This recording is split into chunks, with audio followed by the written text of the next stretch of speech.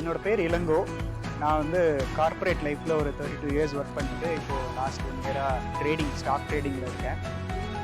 நான் வந்து ஒரு லாஸ்ட்டு 3 இயர்ஸாக வாங்கணும் அப்படின்னு, லைஃப்பில் செட்டில் ஆகணும், இல்லை வாங்கணும் அப்படின்னு சொல்லிட்டு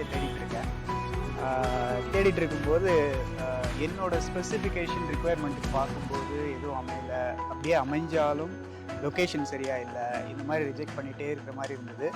அந்த டயத்தில் தான் suddenly one fine day I got a call from அர்பண்டோ.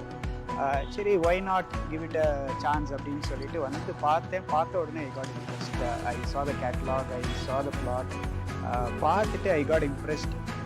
நான் இம்ப்ரெஸ் ஆகிறதுக்கு ஒரு 3 மெயின் ரீசன்ஸ். ஒன்று வந்து ஃபியூச்சரிஸ்டிக் டிசைன், ஒன்று second solar electrical connections for entire house, third வந்து இவி சார்ஜிங் ஃபார் இண்டிபெண்ட் இருந்தா.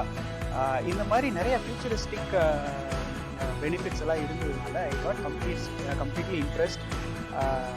ஒரு 2 வீக்ஸ்குள்ளேயே I shortlisted couple of villas. அதுக்கப்புறம் ரிலேட்டிவ்ஸோடு வந்து பார்த்துட்டு I decided on one villa.